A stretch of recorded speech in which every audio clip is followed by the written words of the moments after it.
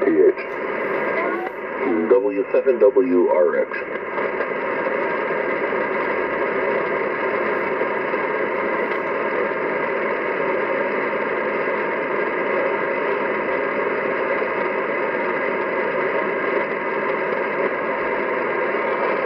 It's pretty cool up here. It was 101 today, I think. We're into June. It should be like, you should be in the 110s. I know, it was like 80, maybe mid to high 80s. Mid 80s at best here. I think it's going to be in the mid 80s tomorrow here, but it's been in the low 80s. And actually, I think, well, Bojo was in the high 70s, but. Oh, and it's cold in the morning. I mean, it's unbelievable. I'm shocked. It's like 54 degrees or maybe closer to 60, but it's not very warm at all. It's, you have to wait till like almost 10 o'clock for it to warm up. Well, it's almost the anniversary of Greta Thornburg. What anniversary is that? Don't you remember Greta Thornburg, the girl that they gave the speech? How dare you drive your gas-powered cars? Oh, she's still out there. I just thought maybe it was her birthday or something. No, in the speech she said you have exactly 5 years to the end of all humanity. If you don't act now and do something about it, we're all doomed. And it's supposed to be like 5 years, I think, any day now.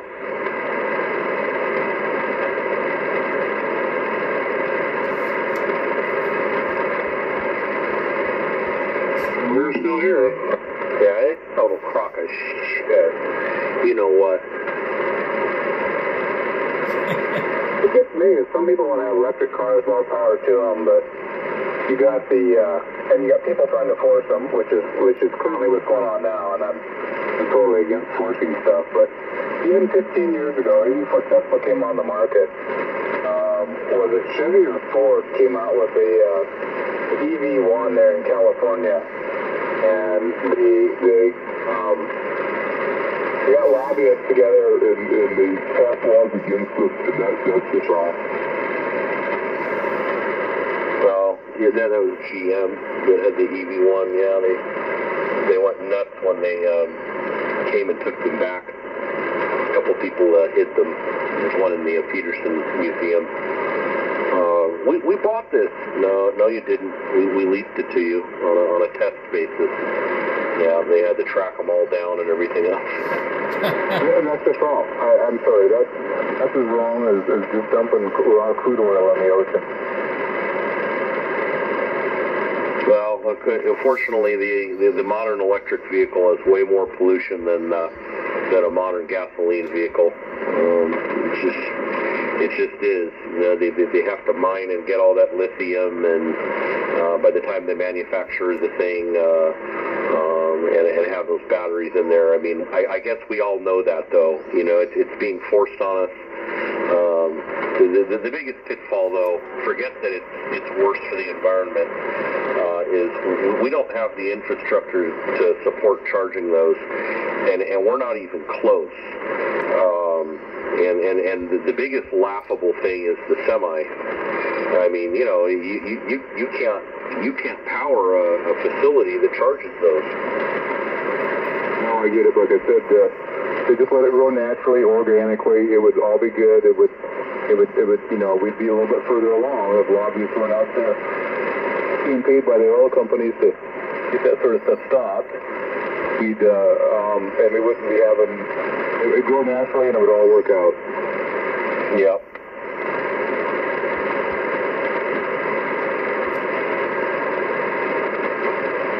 Some places, electric vehicles, like Sun City, they're wonderful. Golf carts, more power to them.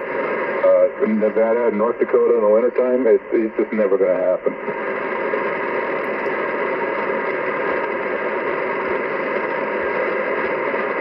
Phoenix in the summer, the range goes to hell.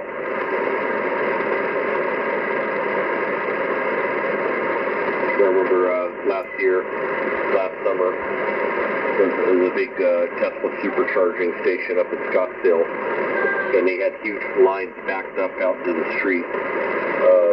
People charging their cars, waiting in line to charge the cars. The news was out there telling them, walking by, and people were rolling down their windows, and they were interviewing them, and they said, no, with the air on, this thing on a full charge gets 80 to 100 miles. So, we've got to come here and get these things charged up. It's like, wait a minute, it's supposed to be 400 miles, and then the drivers would say, no, we never got that. No, the best case is 250, and in the summer with the AC on and the heat, it's like 80 to 100.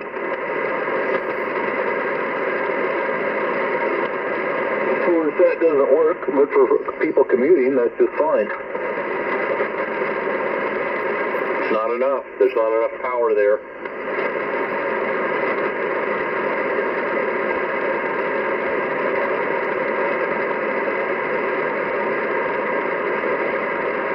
Terry's got his order in for the new electric charger. Yeah, right.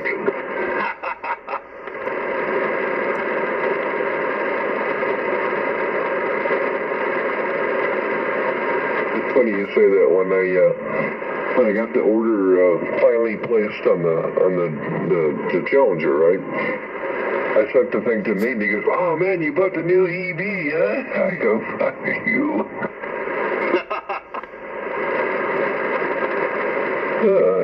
He's trying to get a rise out of me, and I sent him an F you. Yeah. If I could get my little mini truck, if I could get an electric one, I'd jump all over it. KG7? Oh, well. Yeah, what do you think about how they put all those cameras up in Vegas at those people's at home? I don't know what to think about that, Clark. And I read another article today, after I sent that one to you, by this UFOologist, whatever that means, UFOologist, and he thinks it's a fake. Well, they have all the video of the thing falling down. I mean, you can't take that away. There's half a dozen videos, so something came down. I mean, I agree if he said that maybe there wasn't any creatures, because we don't have any proof of that. But I mean, something fell. It's right on the cop's dash cam. Okay, I don't know. I mean, we may never know. I read that today too, and it's just like, man, there's just too many holes in this whole thing. Yeah, the weird thing today, though, is the news reported that the family is missing, and a lot of news outlets ran the story that the family has disappeared. They think that somebody came and got them, and they're not there anymore. And they ran it and ran it and ran it. And I was like, are you serious? And so, I looked it up, and no, the news outlets ran a fake story. Somebody made a fake story saying that they were missing, and then, of course, all the dumb news desks picked it up and blasted it out everywhere. The people were on there saying, no, we're fine, nothing's happened. It's terrible, Clark. Well, it's just an example of fake news. You're supposed to think that the people from Area 51, came and got them away and to reprogram them? Who knows? It's just fake news. And didn't you ever see the interview of the guy that was in charge of CNN? They interviewed him, and he laid out the whole agenda. He said, I was just literally told to make everything up, and made this up and made that up. It's all just BS, man. It's just a National Enquirer type of thing now, and that's just an example of it. They make a mockery out of a story. Clark, it's the same thing as you said earlier about going on the internet and searching something, and you get everybody's opinion, and it's nothing but a friggin' joke because, you know, everybody has this opinion, but if you do this, then it's no good that way. It's like, but you know what? I don't need that. I'm smart enough to research this myself without listening to you yahoos on the internet screwing around, because that's all they're doing is screwing around. Yep, exactly. I know they just made a mockery of it. Oh, they're missing now. You know, all the news outlets ran it. It's just BS. You remember when that 747 crashed there in San Francisco, came in too low and struck the tail? I'm sorry. What'd you say, John?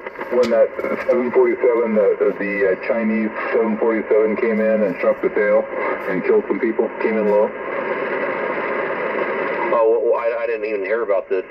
Oh, this was probably like 8 years ago now. Oh, okay. It landed, but it struck the tail, and the tail broke off, I think, and there was, I think 4 people got killed in it. You're right. I vaguely remember that. And didn't they say the pilots were not properly or very highly trained? Well, exactly, but where I was going with this was somebody called up for like CNN or somebody and said they had the names of the pilots, and they just totally spoofed them bad. They said the captain was holy shit, and then the co-pilot was we too low, and they spelled it all funny, you know, and it was just absolutely hysterical. And it was out there for about all these news stations were running the names of the crew, and I can't remember who the first officer was, and they had 4 names that were all just, you know, holy crap, we're too low, pull up, you know, or whatever, and it was just hysterical, and all these news stations were running with it. Gosh, I remember that now. Yeah, we too low, holy sheet. So I don't remember the rest of them. Yep, somebody reported it, and they just ran with it, and you got all these dumb news anchors. Captain, we too low. Oh, man. But I remember, John, it was astounding how a few hours of training the co-pilot had. And the pilot too, compared to American standards. I see, yeah. Did you see well, this happened back years ago, I think like 1994. They just released the cockpit audio. So this is all over the net as well right now. They didn't release it prior because of lawsuits and everything else, but they finally just released it to the public. It was a Russian airliner, and it was Bring Your Kid to Work day.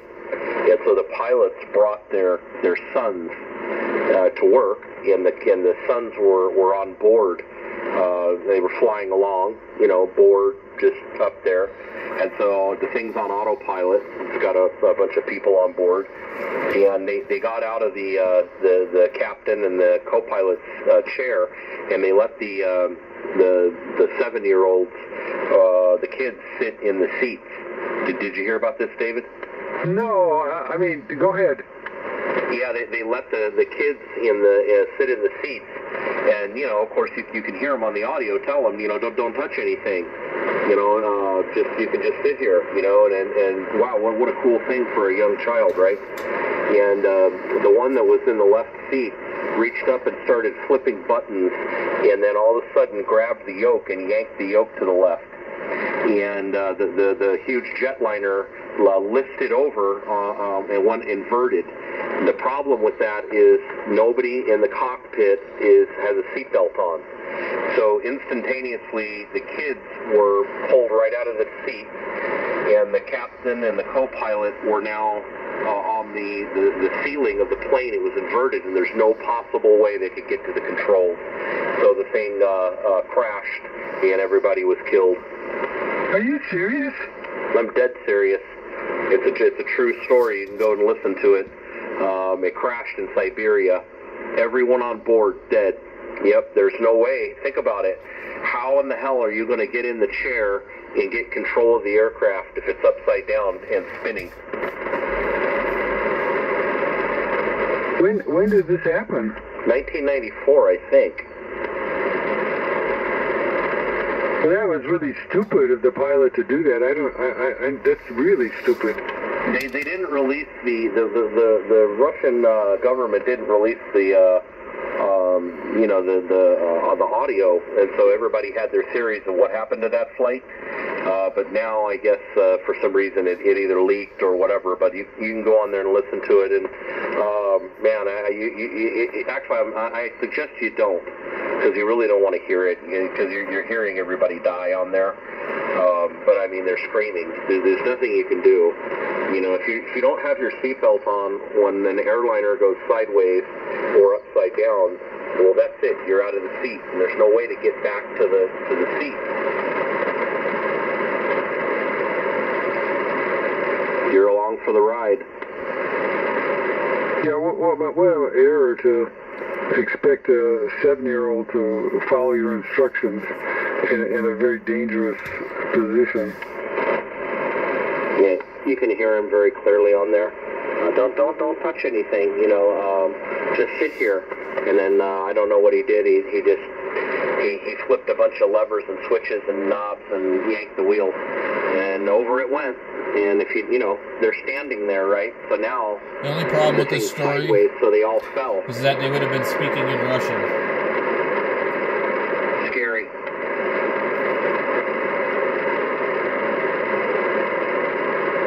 Wouldn't you need to invert just a sudden, banking, and you're not standing up, you're hanging on to something, and it's all over. Yeah. Think about it, John. They're like clothes in a clothes dryer, man.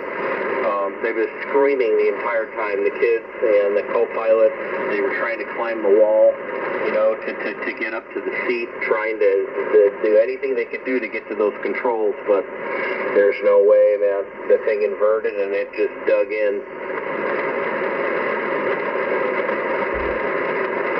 What an awful death.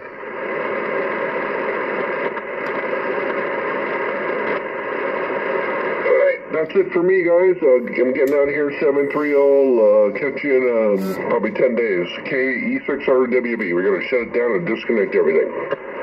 Have a great trip. Yeah, be safe, man. I hope you guys have a good trip. Send me some pictures and updates. Absolutely. It's